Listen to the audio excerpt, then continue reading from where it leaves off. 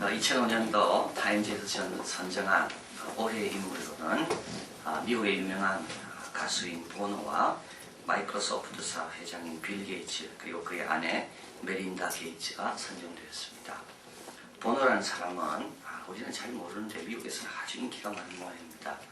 U2라는 인기 그룹에서 활동하면서 20년 넘게 아프리카 빈곤을 위해서 노래하고 로비도 하면서 가장 부유한 나라를 향해 아프리카 빚을 탕감해주라 이 운동을 벌여서 성공시킨 가수입니다. 독실한 가톨릭 신자인 아버지와 또 독실한 개신교 신자인 어머니의 영향을 받아서 자랐고 성경 구절도 많이 인용하면서 그리고 교황 바오로 2세 또 빌리그램 목사님 이 두 분을 만난 것을 자기 인생의 최대의 영광이라고 여기는 사람이 보노입니다. 빌 게이츠 그는 아내 마릴라와 함께 빌 게이츠 재단을 만들었죠. 그의 재산 반인 29빌리온 달러 그러니까 290억 달러 한국으로 치면 약 30조에 해당됩니다. 그리고 이 30조를 출연해서 재단을 만드는데 지금까지 세계 모든 재단 출연한 액수 가운데 최고의 액수고 그가 6년 동안 10만 천 도서관의 컴퓨터를 기증하고 70만 명의 생명을 구했다. 그리고 이 빌 게이츠, 메린다 게이츠의 이 재단이 1년 동안 지출한 것은 국제보건기구, 세계보건기구, WHO 후죠. 후가 1년에 쓰는 것보다 더 많이 쓴다고 합니다. 보노는 빌 게이츠와 함께 2005년에 인물로 선정되어 사진을 찍게 이 두 사람이 만났습니다. 빌 게이츠는 워낙 시간을 아끼는 사람이기 때문에 보노와 같은 이런 음악하는 사람의 이 관심은 전혀 없었고요. 그리고 자기는 시간 나면 연구하든지 운동하든지 하지 이렇게 가수들의 노래하는 걸 들을 시간 내는 그 시간 낭비라고 생각했던 사람이 빌 게이츠입니다.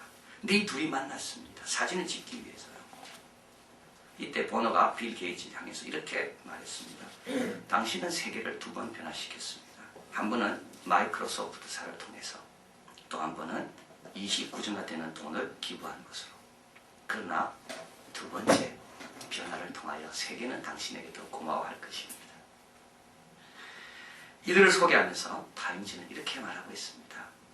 이들은 예상치 못한 곳으로 찾아간다. 아무도 그들이 이와 같은 초라한 곳에 올 것이라고는 생각지 못했다. 한 명은 유명한 팝스타이고 한 명은 세계에서 가장 부자이고 한 마을에 왔다 가면 많은 사람들은 그들에 대해서 이렇게만 말할 뿐이다. 좋은 사람이 왔다 갔다고. 그러나 그들이 세계 최고 부자인지 세계에서 제일 잘 나가는 팝스타인지는 그 동네 사람은 모른다. 우리 예수님을 생각해 봅니다. 이들과 비교도 할 수 없는 우리 예수님. 전혀 상상치 못한 곳에 오셨습니다. 사람들은 그분이 하나님의 아들인지 몰라봤습니다. 하나님의 아들이 이곳에 올 리가 없기 때문이죠. 그저 좋은 사람이 태어났나? 좋은 아이가 태어났나?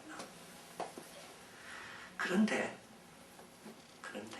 이분이 받는 대접은 다릅니다.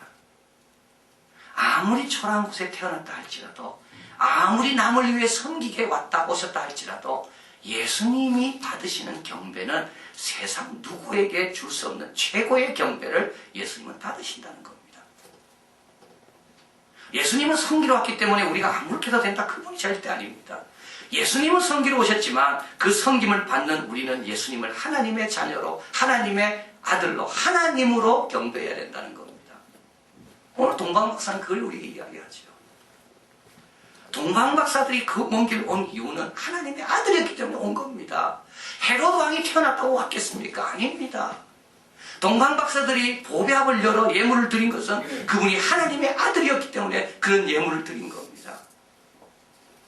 베들레헴 사람들 마지막 시간 이제 예수님 오셨고 예수님 우리 앞에 계십니다.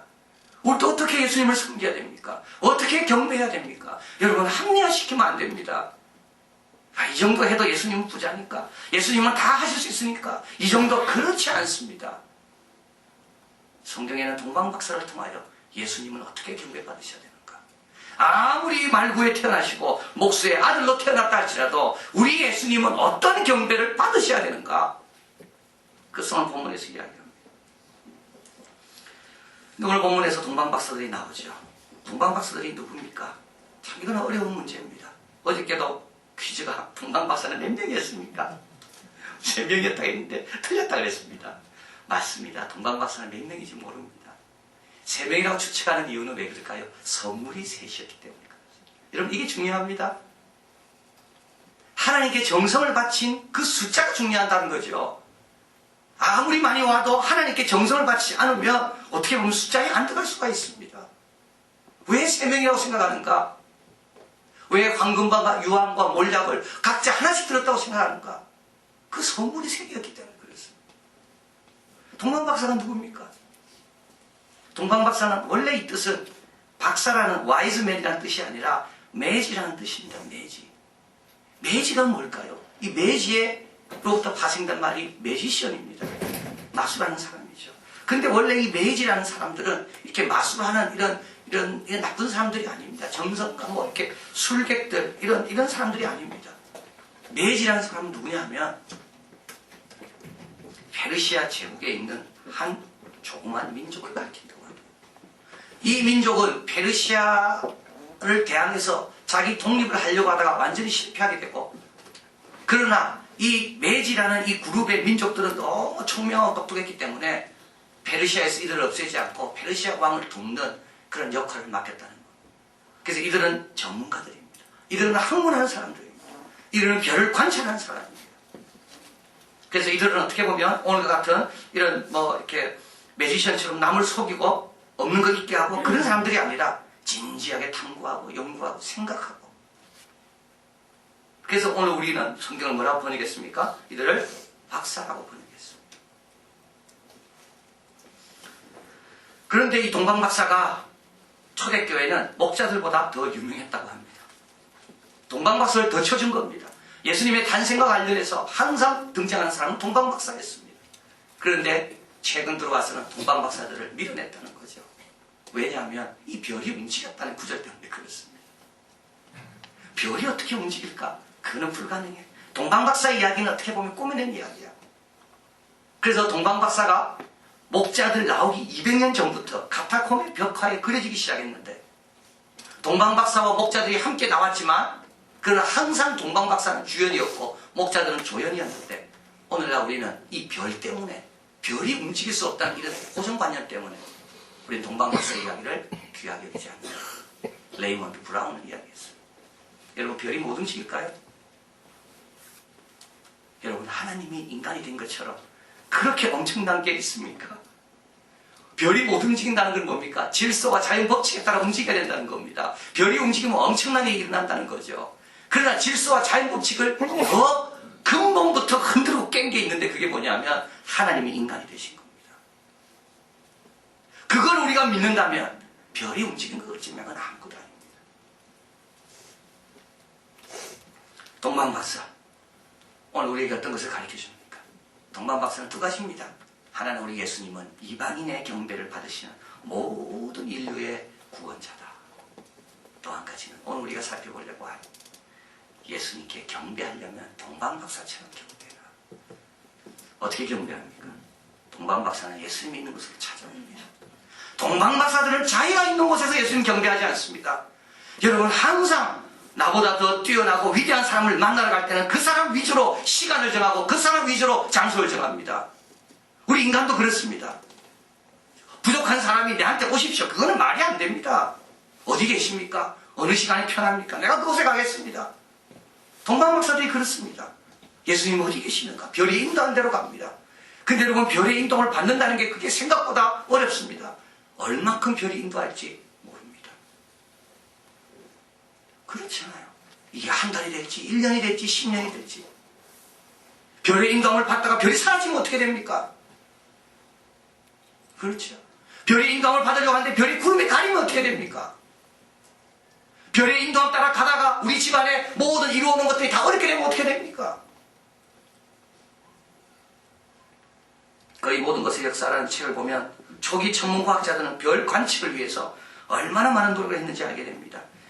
기럝 르 장티라는 프랑스 사람은 인도에 가서 금성이 지나가는 것을 관측하기 위해서 프랑스로 출발했습니다. 바다 사정이 좋지 않았습니다. 그래서 관측할 수 있는 그날 인도에 도착을 못했습니다. 그럼 몇 년 기다려야 8년을 기다려야 됩니다. 8년 주기로 오니까요. 8년을 기다렸습니다. 모든 장비를 다 준비했습니다. 근데 그날 구름이 별을 가리는 바람에 3시간 동안 또 금성을 관측을 못했습니다.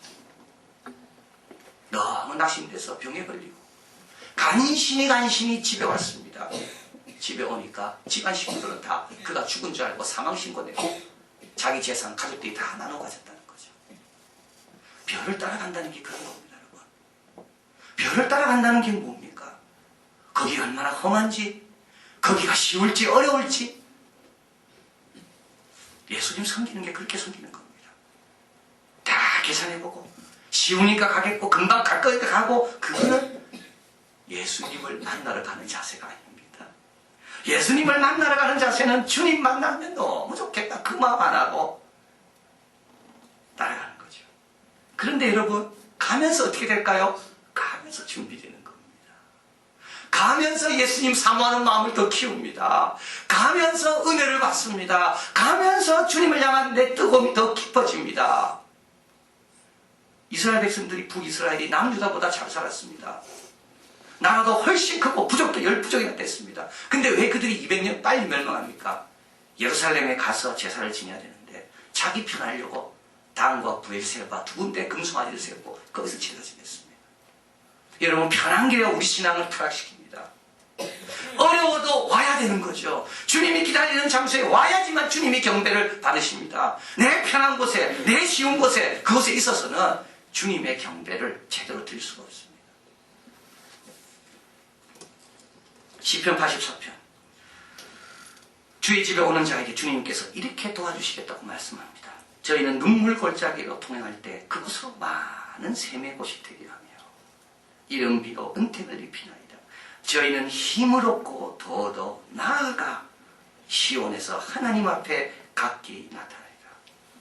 시온까지 가야 되는 거죠. 그러나 가는 길에 주님께서 지켜보시며 힘을 주시고 더 힘을 주셔서 주님 앞에 나타날 때 부족함 없도록 빚어주시는 겁니다.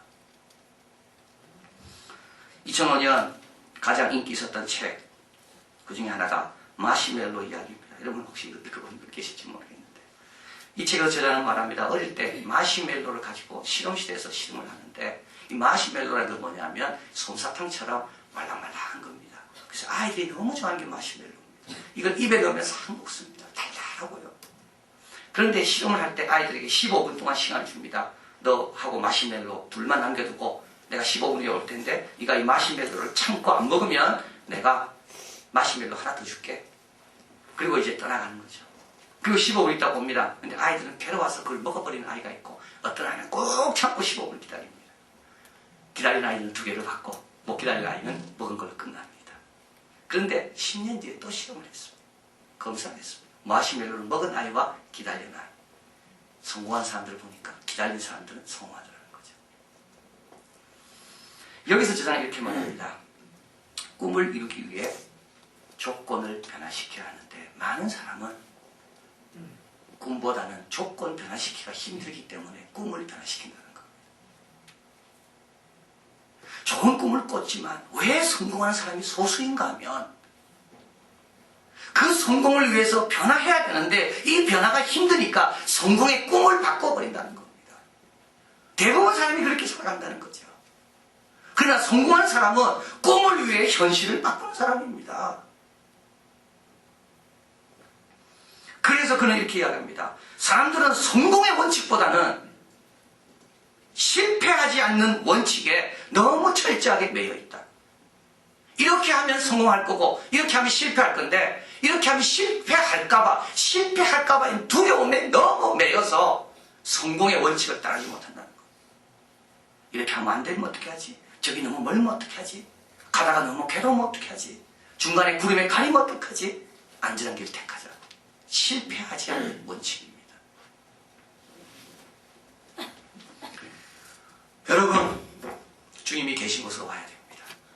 주님이 있겠다고 한 그 장소로 와야 됩니다. 그래야 주님이 그곳에서 우리의 경배를 받습니다.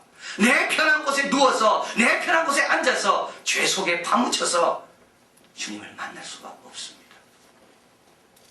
동방 박사처럼 꿈을 꾸기 시작했다면 그 꿈을 향해 현실의 조건들을 하나하나 바꿔가야 되는데 그때 우리 주님이 도와주십니다.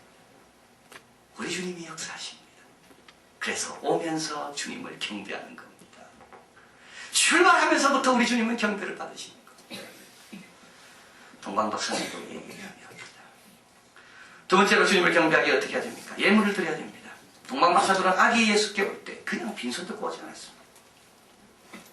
이분들은 빈손 들고 올 수 있습니다. 이유가 있습니다. 너무 멀기 때문에. 그리고 또 예수님의 취향이 뭔지 잘 모르기 때문에. 또 문화가 다르죠. 이 사람들은 페르시아에서 왔다 오고 그냥 페르시아 사람하고 유대인하고 뭐가 중요한지 가치 기준이 다르기 때문에 그냥 빈손 들고 올 수 있습니다.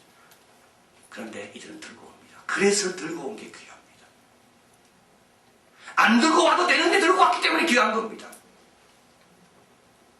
안 들고 올 수 있는데도 힘들게 들고 왔기 때문에 이들의 예물이 귀한 겁니다. 이들이 가지고 온 선물은 황금, 유황, 몰약입니다. 이 세 선물은 뜻이 있죠. 황금은 왕이고 왕을 뜻하고 유황은 이건 제사 지낼 때 하나님께 제사 지낼 때 폈던 향입니다. 이건 굉장히 비싼 거였기 때문에 수입을 했습니다. 이건 하나님이십니다. 뜻한 몰약은 고난을 말합니다. 몰약은 기름입니다. 그래서 대제사장을 기름 부을 때 이 몰약 기름으로 기름을 부었다가 예물을 드릴 때 어떻게 됩니까? 예물을 받는 사람이 누군지를 분명하게 드러내게 됩니다. 그렇죠. 예물을 드릴 때 우리 아이에게 선물을 줄 때 다른 사람에게 주지 않는 선물을 줌으로 그 아이는 내 자식이라는 것을 내가 알게 됩니다. 그 아이가 알게 됩니다. 아무도 나에게 이걸 주지 않는데 우리 부모님과 이걸 주시는구나.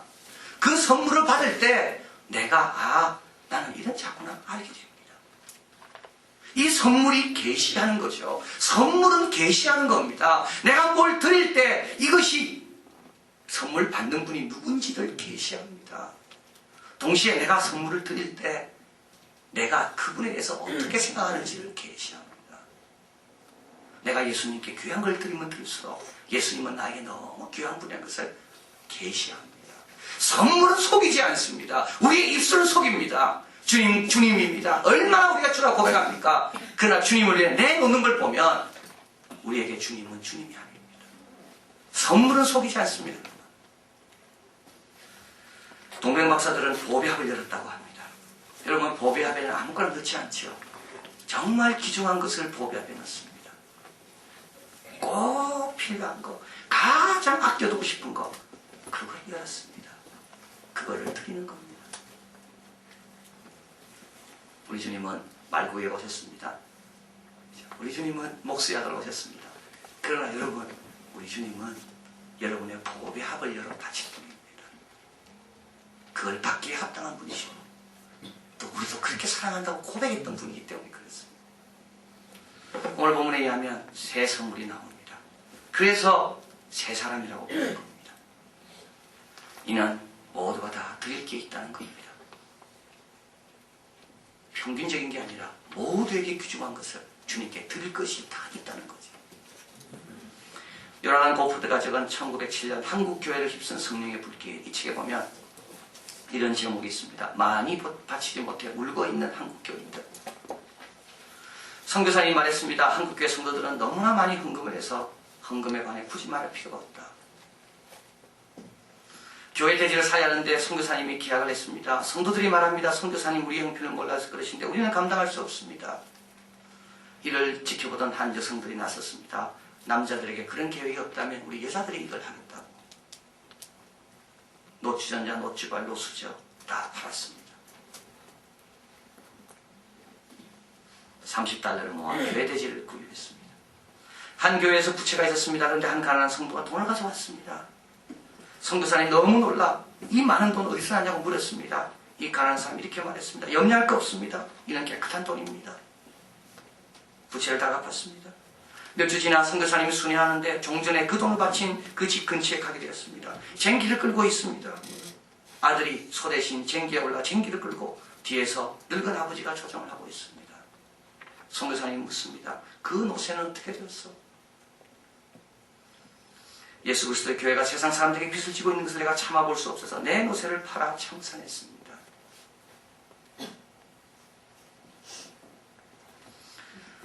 목자들은 어떻게 기억되나요? 목자들은 달려간 것으로 기억됩니다. 시몬과 안나는 어떻게 기억됩니까? 시몬과 안나는 기다린 것으로 기억됩니다. 동방박사는 어떻게 기억됩니까? 그들이 바친 예물로 기억됩니다. 여러분, 주님께 가져오는데 인색하지 마십시오. 우리 주님 그거 받아가 뭐 했겠습니까? 많은 학자들이 이야기합니다. 우리 주님은 그거 받아서 애국으로 갈 때 썼다는 겁니다. 집이 가난해서. 우리 주님은 주님을 위해서, 하나님 나라를 위하여 영혼들을 쓰십니다. 내가 가지고 있는 거라 주님께 드리는 것이 하나님의 영광에 더 복되게 쓰임받는 길입니다. 경배 두 번째 모습입니다. 마지막으로 경배 어떻게 합니까? 오늘 본문에 한번 같이 가볼까요? 같이 읽습니다. 12절 같이 읽습니다. 꿈에 헤롯에게로 돌아가지 말라. 지시하심을 받아 다른 길로 고개 돌아가니라. 예, 경배의 세 번째 모습입니다. 제대로 잘 경배하면 어떻게 됩니까? 왔던 길과 다른 길을 걸어가게 됩니다. 헤롯이 원하는 길과 다른 길을 걷게 됩니다. 내가 익숙했던 길과 다른 길을 걷게 됩니다. 내가 잘 아는 길과 다른 주님이 원하시는, 주님을 위하는 길을 걷게 됩니다. 이것이 경배를 제대로 한 사람의 열매입니다. 그런데 이것도 어떻게 됩니까? 가면서 주님을 계속 경배하는 거죠. 주님 뜻대로 사니까 그 삶 자체가 주님을 경배하는 것이 되는 겁니다. 이 말은 뭡니까? 주님을 만나고 바뀌었다는 겁니다. 동방박사들이 아기 예수를 만나고 그분을 내가 소중히 해야 되겠다. 이제는 그분 뜻대로 살아야 되겠다. 그분을 보호해드려야 되겠다. 사람 말보다 그분의 말을 우선 들어야 되겠다. 리차드 포스트는 말합니다. 예배가 우리를 더 큰 순종으로 이끌지 못한다면 그것은 진정한 예배가 아니다. 거룩하신 하나님 앞에 서놓고도 변하지 않는다는 것은 거룩하신 하나님 앞에 섰지 않았다는 말이다. 예배를 통하여 마음의 성소에 하나님의 능력이 더 많이 들어오고 영혼 속에 자비가 자라야만 된다. 예배는 마취제가 아니다. 예배는 현상 도피하는 것도 아니다. 예배는 성령에 의해 담대한 삶으로 우리 자신을 열어놓는 것이다. 동방박사들이 얼마나 담대한지요. 헤롯의 지경 안에 있으면서도 헤롯 말 듣지 않고 주님을 위해서 다른 길로 돌아갑니다. 예배를 드리는 자가 그래서 두 가지가 필요합니다. 하나는 거룩한 기대입니다. 동방박사처럼 별을 보며 주님 만나겠지. 또 하나는 거룩한 순종입니다. 오늘 세례를 받게 됩니다. 19분이요. 세례와 입교를 하게 되는데요. 이 안에 두 번째 열매죠. 이들의 간증 읽어보면 동방박사들처럼 오랜 기간 동안, 어떤 분은 35년 기다렸습니다. 학습받고 세례받기까지. 오랜 시간 주님을 향해 왔습니다. 이제 세례를 받게 되고요. 그들은 세례받고 난 이후에 다음과 같이 살겠다고 결단한 적이 있습니다. 간증이. 학생이 이렇게 썼습니다. 고등학생이. 이제 11조 열심히 해야 되겠다. 하지만 놀랐습니다. 얘가 어디서 그걸 받았을까? 근데 그 교재에 그게 있더라고요. 11조 해야 된다. 한 학생은 이제부터는 교회에 늦지 않겠다. 한 성도님이 이렇게 말했습니다. 교회 생활에 이제 내가 좀 더 적극적이 되어야 되겠다. 기도에 힘쓰겠다. 가면의 탈을 벗겠다. 나 자신을 위해 살지 않고 하나님의 영광을 위해 내가 더 열심히 공부해야 되겠다. 왔던 길과 다른 길로 가는 겁니다. 한 전통에 의하면 동방박사들은 복음을 위해 많은 고생을 했다고 합니다. 그리고 이들은 다 지쳤고, 그리고 AD 54년 이들이 100살이 넘었을 때 한 번 더 콜로나라는 성에 모여서 예수님의 탄생을 축하하는 예배를 드리고, 그들은 그 이후 한 사람은 1월 1일, 다른 사람은 1월 6일, 그리고 마지막 사람은 1월 11일 날 주님 품에 안겼다고 합니다. 주님을 만나고 달라진 거죠. 여러분, 세상의 부자도, 세상의 유명한 사람도 예상치 못한 곳을 방문한 것을 우리는 높입니다. 예수님께서 오셨습니다. 우리 같은 죄 많은 우리 영혼 속에, 우리처럼 부족한 우리 가정에, 이 대한민국 땅에, 그러나 예수님은 최고의 경배,